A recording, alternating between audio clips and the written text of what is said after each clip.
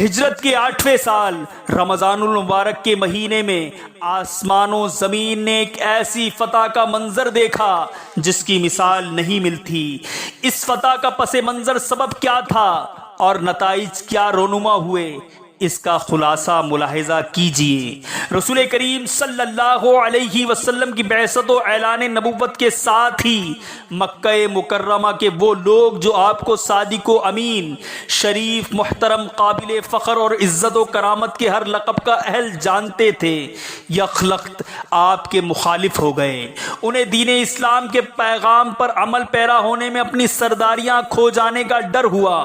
انہیں یہ معلوم نہ تھا کہ اگر آج رسول خدا صلی اللہ علیہ وسلم کی پکار پر لبیک کہہ دیں تو 14 صدیاں بعد تو کیا قیامت تک صحابی رسول آخر الزماں کے عظیم لقب سے جانے جائیں گے۔ ہر کلمہ گو انہیں رضی اللہ تعالی عنہم کہہ کر یاد کرے گا، قرآن وَقُلًّا وَعَدَ اللَّهُ الْحُسْنَى کا مجدہ سنائے گا۔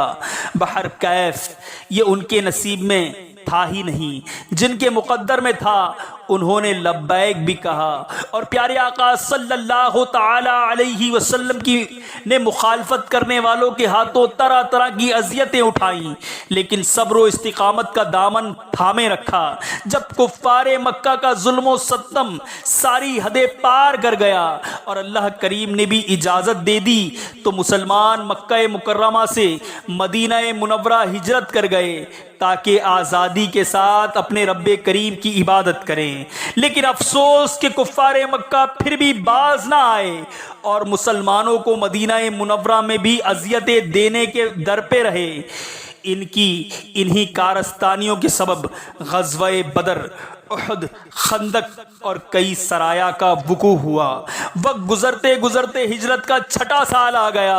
مسلمان مکہ مکرمہ میں بیت اللہ شریف کی زیارت کے لیے بے قرار تھے، چنانچہ رسول کریم صلی اللہ علیہ وسلم 1400 صحابہ کرام کی ہمراہی میں ادائیگی عمرہ کے لیے مکہ مکرمہ کی جانب روانہ ہوئے۔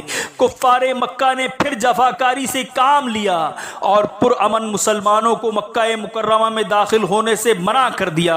بالآخر طویل مذاکرات کے بعد ایک معاہدہ طے پایا جسے صلح حدیبیہ کا نام دیا گیا۔ ظاہری طور پر اس معاہدے کی اکثر شرائط مسلمانوں کے حق میں بہت سخت تھی، لیکن اللہ تعالیٰ کے کاموں میں حکمت ہے اور رسول کریم صلی اللہ علیہ وسلم اسی کے بھیجے ہوئے حکیم کائنات ہیں۔ آپ صلی اللہ علیہ وسلم نے سب شرائط منظور فرما لی۔ ان شرائط میں یہ بھی تھا کہ فریقین 10 سال تک جنگ موقوف رکھیں گے۔ اس کے ساتھ معاہدے میں ایک بات یہ طے پائی کہ عرب کے دیگر قبائل کو یہ اختیار ہوگا کہ وہ دونوں فریقوں میں سے جس کے ساتھ چاہیں باہمی امداد کا معاہدہ کر لیں۔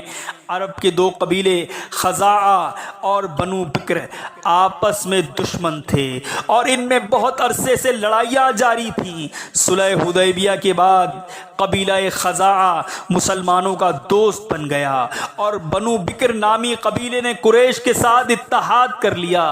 اب چونکہ صلح کے معاہدے کی وجہ سے مسلمانوں کی طرف سے حملے کا کوئی امکان نہیں تھا، اس لیے بنو بکر کی ایک شاخ بنو نفاثہ نے موقع غنیمت جانتے ہوئے کفار قریش کے ساتھ مل کر بنو خزاعہ پر اچانک حملہ کر دیا۔ یہ واضح طور پر صلح حدیبیہ کے معاہدے کی خلاف ورزی تھی جس میں بنو خزاعہ کو کافی جانی نقصان اٹھانا پڑا۔ اس واقعے کی خبر جب رسول اللہ صلی اللہ علیہ وسلم کو ہوئی تو آپ نے قریش کی طرف پیغام بھیجا کہ 3 شرطوں میں سے کوئی ایک شرط قبول کر لیں۔ نمبر 1، خزاعہ کے مقتولین کا خون بہا، یعنی ان کے قتل کا بدلہ دیں، بنو ثقافہ کی حمایت سے دستبردار ہو جائیں، اور نمبر 3، اعلان کر دیں کہ حدیبیہ کا معاہدہ ٹوٹ گیا۔ قرطہ بن عمر نے قریش کا نمائندہ بن کر کہا کہ ہمیں صرف تیسری شرط منظور ہے۔ 10 رمضان المبارک 8 ہجری کو نبی کریم صلی اللہ علیہ وسلم 10,000 کا لشکر لے کر مکے کی طرف روانہ ہو گئے۔ مکہ شریف پہنچ کر آپ صلی اللہ علیہ وسلم نے یہ رحمت بھرا فرمان جاری کیا کہ جو شخص ہتھیار ڈال دے گا اس کے لیے امان ہے، جو شخص اپنا دروازہ بند کر لے گا اس کے لیے امان ہے، جو شخص حرم میں داخل ہو جائے گا اس کے لیے امان ہے۔ مزید فرمایا جو ابو سفیان کے گھر میں داخل ہو جائے اس کے لیے بھی امان ہے۔ پھر آپ صلی اللہ علیہ وسلم نے کعبہ مقدسہ کو بتوں سے پاک فرما کر کعبہ شریف کے اندر نفل ادا فرمائے اور باہر تشریف لا کر خطبہ ارشاد فرمانے کے بعد کفار قریش سے ارشاد فرمایا، بولو تم کو کچھ معلوم ہے کہ آج میں تمہارے ساتھ کیا معاملہ کرنے والا ہوں؟ کفار آپ صلی اللہ علیہ وسلم کی رحمت کو مد نظر رکھتے ہوئے بولے، آپ کرم والے بھائی اور کرم والے بھائی کے بیٹے ہیں۔ نبی پاک صلی اللہ علیہ وسلم کی رحمت جوش میں آئی اور یوں فرمایا، آج تم پر کوئی الزام نہیں، جاؤ تم آزاد ہو۔ بالکل غیر متوقع طور پر یہ اعلان سن کر کفار جوک در جوک دائرہ اسلام میں داخل ہونے لگے۔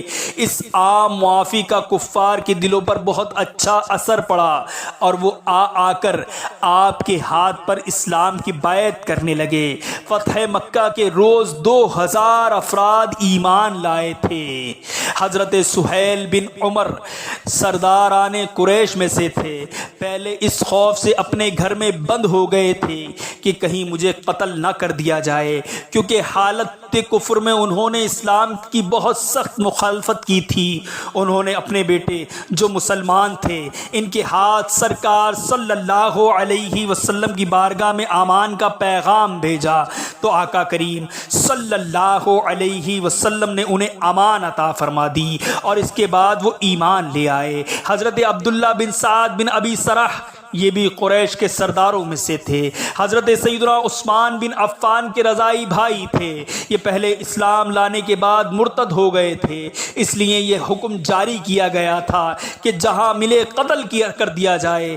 حضرت عثمان انہیں لے کر سرکار صلی اللہ علیہ وسلم کی بارگاہ میں حاضر ہوئے اور ان کے لیے امان طلب کی۔ سرکار صلی اللہ علیہ وسلم نے انہیں امان عطا فرمائی اور بیعت اسلام لے لی۔ یوں یہ بھی مسلمان ہو گئے اور ایسے زبردست مسلمان ہوئے کہ پھر کوئی ایسی بات ان سے سرزد نہیں ہوئی جو ان کے دین کو داغدار کر دے۔ حضرت سیدنا امیر معاویہ اور ان کے والد محترم حضرت سیدنا ابو سفیان سمیت کئی اہم شخصیات فتح مکہ کے موقع پر دائرہ اسلام میں داخل ہوئی، جن میں سے چند نام یہ ہیں: حضرت ابو قحافہ، حضرت حکیم بن حزام، حضرت جبیر ابن مطعم، حضرت عبد الرحمن ابن سمورہ، حضرت عتاب بن اسید، حضرت عتاب بن سلیم، حضرت عبداللہ بن حکیم۔ اللہ پاک اپنے پیارے حبیب صلی اللہ علیہ وسلم کے حسن اخلاق کے صدقے ہمیں بھی با اخلاق بنائے اور دنیا و آخرت میں اس خلق عظیم والے آقا سرکار صلی اللہ علیہ وسلم کا سایہ رحمت عطا فرمائے۔